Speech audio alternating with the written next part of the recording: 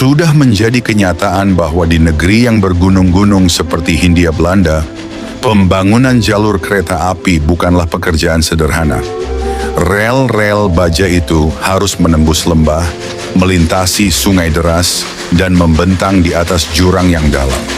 Tidak mengherankan bila jaringan kereta api di Jawa saja memiliki sekitar 5.100 jembatan, dengan panjang total kurang lebih 50 km, dan berat keseluruhan mencapai 50.000 ton.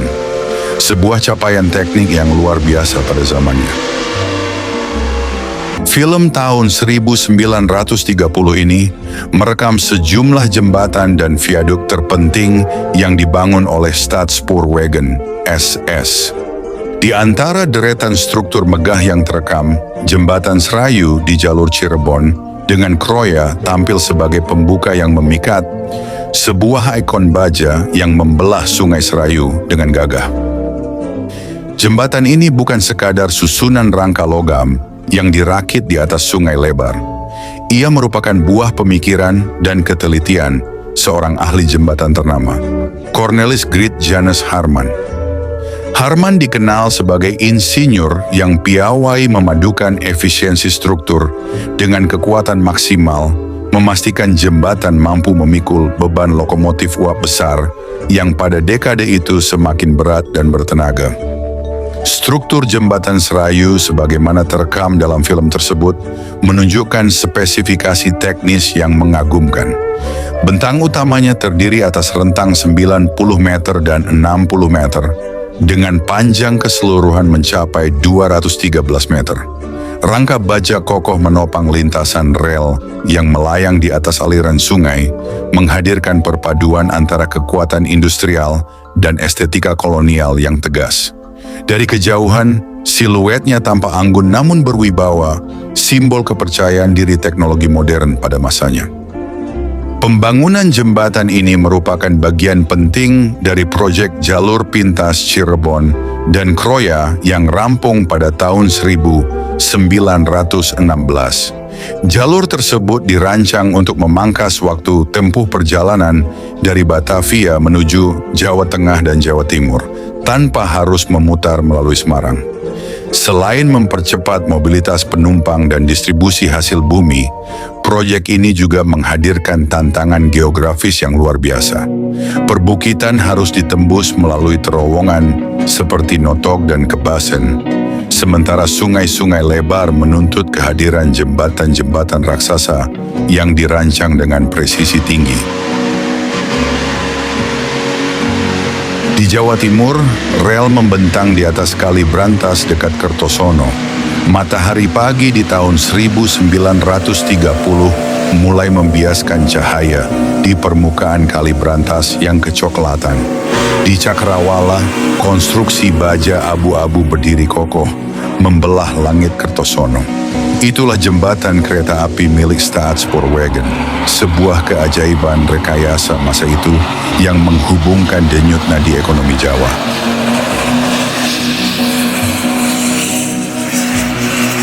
Sementara itu, di Meester Cornelis, kini Jatinegara, berdiri sebuah jembatan beton bertulang yang pada masanya tergolong sangat modern. Struktur ini melintasi Sungai Ciliwung dengan bentang utama 30 meter dan lengkung setinggi 6,65 meter. Jembatan yang kerap disebut sebagai Viaduk Matraman tersebut menjadi salah satu penanda kemajuan teknik konstruksi beton bertulang di kawasan timur Batavia. Meskipun sering disebut sebagai Viaduk Matraman atau Viaduct Meester Cornelis, istilah tersebut merujuk pada overpass kereta api yang melintasi jalan dan lembah di kawasan tersebut. Bangunan ini juga dikenal dengan beberapa nama lokal, termasuk Jembatan Gunung Antang. Kini struktur ini dipandang sebagai salah satu peninggalan kolonial yang bernilai sejarah tinggi dan menjadi bagian dari aset cagar budaya di Jakarta Timur. Di Ploso, Jombang, Jawa Timur, berdiri salah satu jembatan yang melintasi Sungai Brantas. Jembatan ini dibangun kembali sekitar tahun 1930 dengan memanfaatkan rangka jembatan lama dari jalur utama. sebuah praktik yang lazim pada masa pengelolaan perkeretaapian oleh Staatspoorwegen.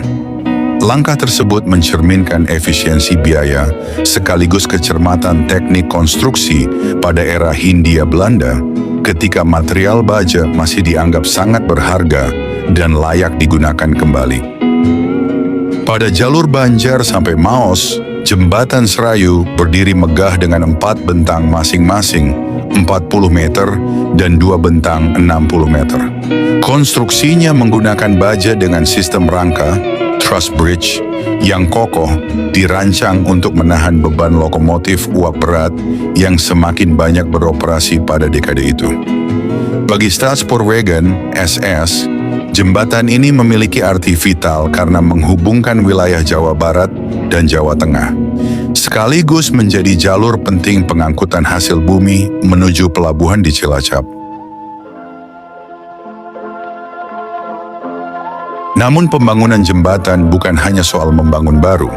Ketika skema beban kereta diperbarui dan jembatan lama tak lagi memadai, penguatan kadang tidak cukup. Maka dilakukan penggantian total. Jembatan di atas Sungai Citarum pada jalur Mr. Cornelis Karawang bahkan telah 2 kali diganti dengan tipe yang lebih kuat, demi menjawab tuntutan lalu lintas yang terus meningkat.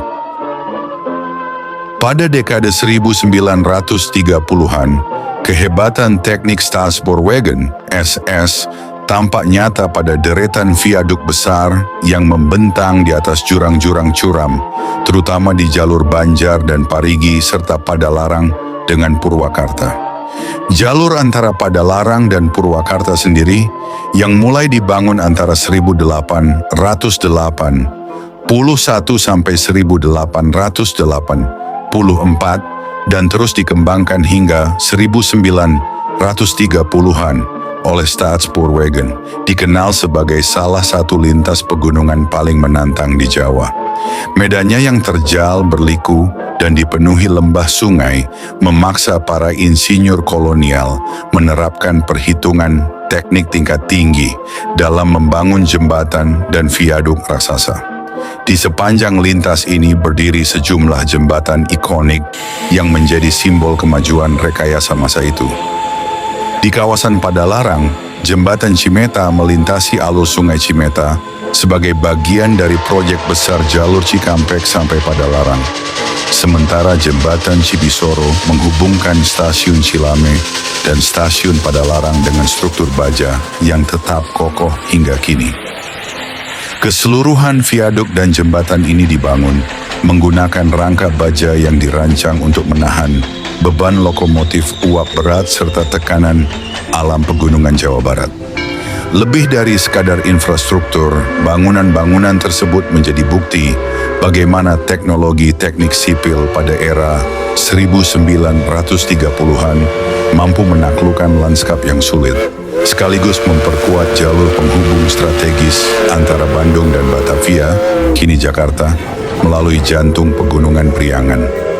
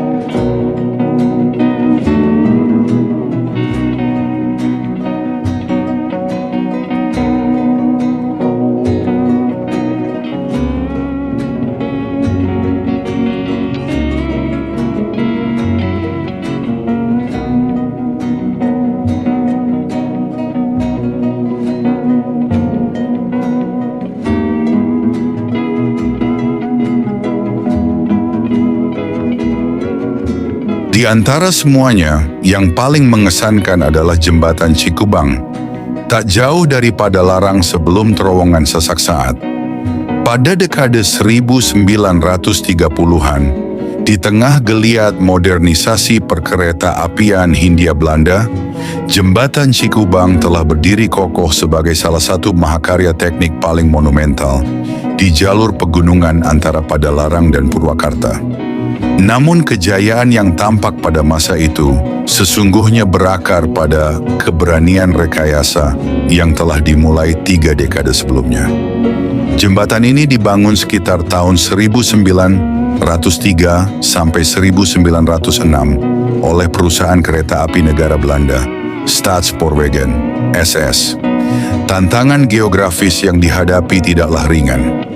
Sebuah jurang dalam membelah lanskap perbukitan Priangan menuntut solusi konstruksi yang melampaui metode konvensional. Dengan panjang sekitar 300 meter dan ketinggian kurang lebih 80 meter dari dasar lembah, Cikubang dirancang sebagai struktur rangka baja, truss, yang mampu menopang beban lokomotif uap berat beserta rangkaian gerbong panjangnya. Karena kedalaman jurang yang ekstrem, pembangunan tidak memungkinkan penggunaan peranca dari bawah. Para insinyur SS menerapkan teknik cantilever dengan bantuan derek peluncur, launching gantry. Rangka baja dirakit secara bertahap dari atas pilar, kemudian diperpanjang sedikit demi sedikit ke arah tengah bentang. Setiap segmen baru disambungkan pada ujung struktur yang telah menggantung bebas, tanpa penyangga sementara dari dasar jurang. Metode cantilever bebas ini merupakan puncak teknologi jembatan kereta api pada awal abad ke-20, menuntut ketelitian perhitungan, distribusi beban, dan keseimbangan struktur selama proses konstruksi berlangsung. Pada tahun 1930-an, ketika arus angkutan hasil perkebunan dan komoditas semakin meningkat, jembatan Cikubang memainkan peran vital sebagai penghubung strategis di jalur pegunungan Jawa Barat. Setiap kali lokomotif uap melintas perlahan di atas rangka bajanya, jembatan ini menampilkan siluet dramatis. Anyaman segitiga besi yang kokoh berpadu dengan lanskap hijau lembah di bawahnya. Lebih dari sekadar infrastruktur, Cikubang pada masa itu adalah simbol kepercayaan diri teknik modern. Bukti bahwa rel-rel baj mampu menembus jurang dan perbukitan, mengikat wilayah pedalaman dengan pusat ekonomi. Hingga kini, keberadaannya tetap menjadi saksi hidup dari era ketika keberanian, rekayasa, dan ambisi transportasi berpadu di atas lembah Priangan.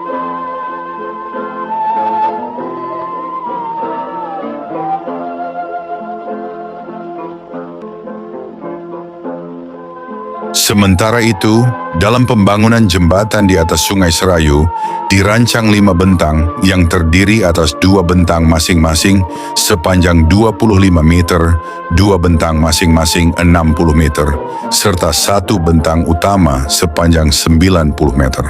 Pemasangan bentang tengah dilaksanakan dengan metode Vrije-Uitbouw, konstruksi cantilever bebas, yakni tanpa menggunakan peranca, steiger.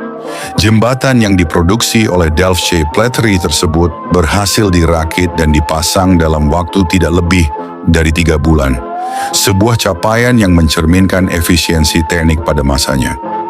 Ketika 2 bagian terakhir rangka jembatan itu dipertemukan, selisihnya bahkan tidak mencapai 1 mm, suatu tingkat presisi yang sungguh mengagumkan dan menunjukkan ketelitian perencanaan serta pengerjaannya. Pembangunan atap besar Stasiun Tanjung Priok menjadi bukti nyata kemajuan teknik arsitektur dan konstruksi baja pada masa Hindia Belanda, khususnya pada awal abad ke-20. Struktur ini bukan sekadar pelindung peron, melainkan simbol modernitas dan kemampuan rekayasa teknik pada zamannya. Stasiun Tanjung Priok mulai dibangun sekitar tahun 1914 dan diresmikan pada 1925. Kehadirannya dirancang untuk memperkuat konektivitas antara pelabuhan Tanjung Priok dan pusat kota Batavia, sekaligus menunjang arus penumpang serta distribusi barang dari dan menuju pelabuhan utama Hindia Belanda. Kemajuan teknik tampak jelas pada penggunaan struktur baja dengan bentang lebar yang menutupi area peron. Rancangan ini memungkinkan penumpang terlindungi dari panas dan hujan tanpa banyak tiang penyangga di tengah peron. Secara arsitektural, bangunan stasiun sering dikaitkan dengan perpaduan gaya Art Deco dan neoklasik, gaya yang mencerminkan perkembangan estetika dan teknologi konstruksi modern pada masa itu. Stasiun ini berdiri di atas kawasan yang sebelumnya berupa rawa dan hutan, sehingga memerlukan teknik fondasi dan konstruksi yang cermat agar mampu menopang struktur baja yang berat. Keberhasilan pembangunan di atas lahan yang kurang stabil menunjukkan tingginya kemampuan perencanaan teknik para insinyur Belanda, sejalan dengan peran strategis pelabuhan Tanjung Priok sebagai gerbang pelayaran internasional. Pembangunan stasiun beserta atap besarnya menjadi representasi ambisi pemerintah kolonial untuk menampilkan kemajuan teknologi transportasi dan infrastruktur. Pada periode yang sama, pengembangan jaringan kereta api, termasuk elektrifikasi di wilayah Batavia, semakin menegaskan citra modern yang ingin ditampilkan. Kini, Stasiun Tanjung Priok diakui sebagai bangunan cagar budaya yang telah berusia lebih dari 1 abad. Keberadaannya tetap menjadi saksi keahlian teknik dan visi arsitektural yang pernah menandai puncak perkembangan infrastruktur perkereta-apian di Hindia Belanda. Pada kurun waktu 1930-an, bahkan sejak dekade-dekade sebelumnya pada masa kolonial Hindia Belanda, viaduk-viaduk kereta api di Surabaya telah berdiri kukuh sebagai bagian penting dari wajah modern kota. Struktur-struktur ini dibangun untuk menjawab persoalan klasik kota pelabuhan yang terus berkembang. Pertemuan antara lalu lintas kereta api yang kian padat dengan kendaraan darat, delman, hingga tram listrik di pusat-pusat keramaian seperti Gubeng dan kawasan Pasar Besar. Salah satu yang menonjol adalah Viaduk Gubeng. Dibangun antara tahun 1913 hingga 1915 oleh pemerintah Hindia Belanda dan diperkuat pada dekade berikutnya. Viaduk ini berfungsi memisahkan jalur kereta api dari arus lalu lintas darat di sekitar stasiun Gubeng yang sibuk. Dari 8 viaduk yang didirikan Belanda di Surabaya, Viaduk Gubeng termasuk yang dapat dilintasi kendaraan, menjadikannya simpul vital dalam sistem transportasi kota.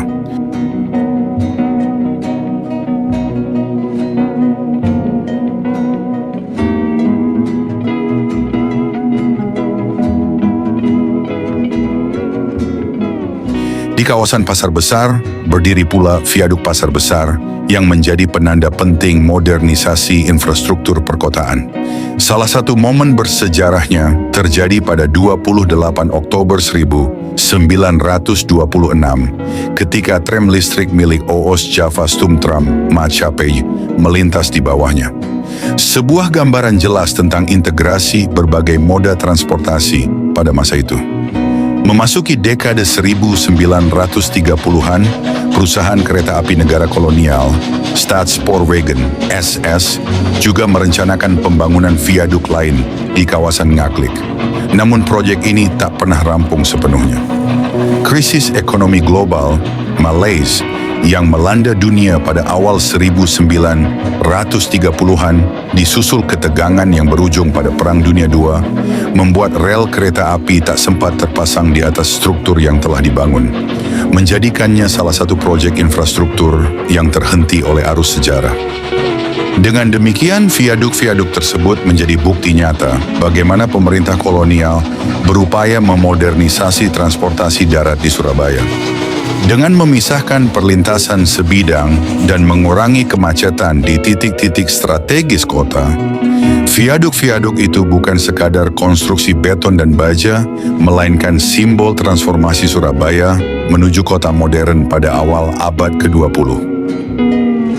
Viaduk di Meester Cornelis, kini kawasan Jatinegara, Jakarta Timur, merupakan salah satu jembatan kereta api beton bersejarah yang hingga kini masih berdiri melintasi Jalan Matraman Raya. Struktur ini menjadi saksi penting perkembangan infrastruktur perkeretaapian Batavia pada awal abad ke-20. Dibangun pada tahun 1918 oleh pemerintah kolonial Belanda, viaduk ini hadir sebagai bagian dari upaya modernisasi jaringan rel di Batavia. Pada masa itu, Mr. Cornelis berkembang sebagai kawasan penting di pinggiran kota, sehingga dibutuhkan jalur kereta api yang lebih efisien dan aman dari hambatan, lalu lintas darat maupun aliran sungai. Sejak awal, jalur ini menghubungkan stasiun Manggarai menuju arah Mr. Cornelis. Untuk menghindari perlintasan sebidang serta memungkinkan kereta melintasi Sungai Ciliwung dan jalan raya di bawahnya, rel dibuat lebih tinggi dalam bentuk viaduk. Konsep ini mencerminkan kemajuan teknik konstruksi beton bertulang yang mulai luas diterapkan pada periode tersebut. Secara arsitektural, viadak ini memiliki ciri khas berupa deretan tiang penyangga beton yang tersusun rapat, menciptakan ritme visual yang kuat sekaligus memberikan kestabilan struktur. Bentuknya yang kokoh namun sederhana memperlihatkan pendekatan fungsional khas teknik sipil kolonial.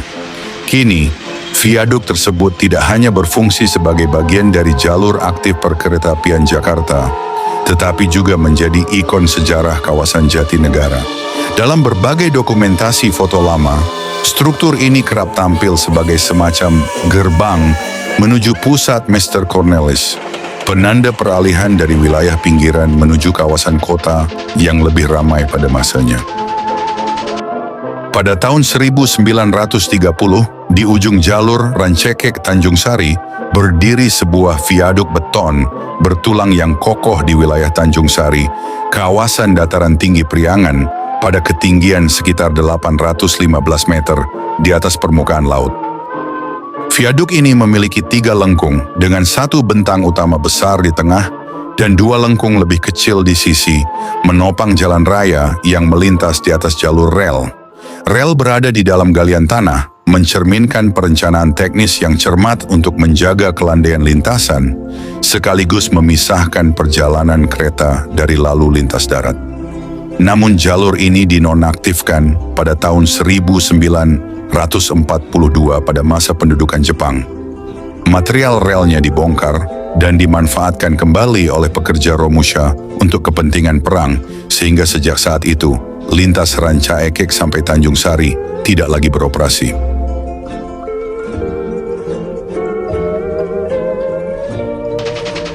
Sementara itu, pada dekade 1930-an, kawasan Pasir Kaliki, yang pada masa kolonial dikenal sebagai Pasir Kaliki Weg, tumbuh sebagai koridor strategis yang menghubungkan pusat kota Bandung dengan wilayah utaranya. Letaknya yang berdekatan dengan stasiun dan pusat perdagangan menjadikan kawasan ini hidup sejak pagi hingga malam, dipenuhi lalu lalang manusia dan kendaraan. Denyut utamanya bertumpu pada aktivitas transportasi.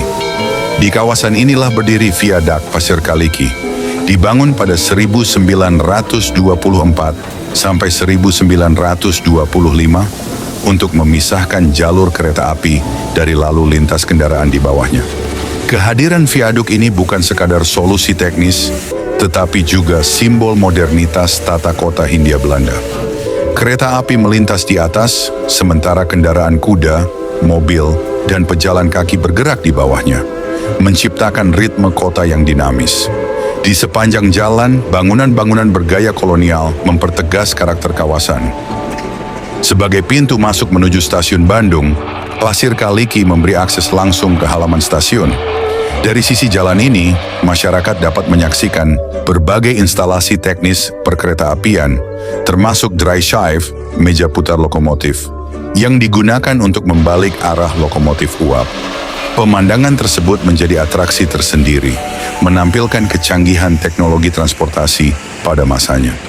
Di luar fungsi transportasi, kawasan ini juga memiliki denyut sosial ekonomi yang kuat. Kedekatannya dengan pasar baru dan stasiun membuat Pasir Kaliki berkembang sebagai kawasan permukiman dan usaha komunitas Tionghoa. Toko, rumah tinggal, serta usaha jasa dan perdagangan tumbuh berdampingan, membentuk wajah kawasan yang kosmopolitan. Menjelang akhir 1930-an, perubahan kecil mulai terasa di jalanan. Meski baru populer sekitar 1940, embrio penggunaan becak sebagai moda transportasi rakyat mulai terlihat di sekitar kawasan ini. Kehadirannya menandai pergeseran dinamika mobilitas kota, dari dominasi kendaraan kolonial menuju transportasi yang lebih membumi.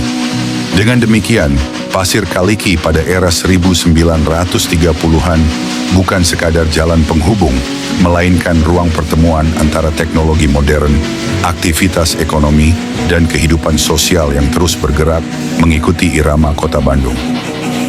Semua itu belum termasuk banyaknya akuaduk yang turut dibangun sebagai bagian dari pengembangan jalur kereta api. Sistem irigasi persawahan di Hindia Belanda telah membentuk jaringan saluran air yang tak terhitung jumlahnya, dan setiap perlintasan rel di atasnya menuntut solusi teknik yang cermat serta berbeda-beda. Karena itu, jaringan perkereta-apian bukan sekadar hamparan rel dan deru lokomotif. Ia merupakan rangkaian karya rekayasa yang kompleks, jembatan, viaduk, gorong-gorong, hingga akuaduk yang dirancang untuk menaklukkan kontur alam. Melalui upaya inilah kota-kota, pelabuhan, dan wilayah pedalaman di tengah bentang pegunungan Nusantara dapat terhubung dalam satu sistem transportasi yang terintegrasi dan kokoh.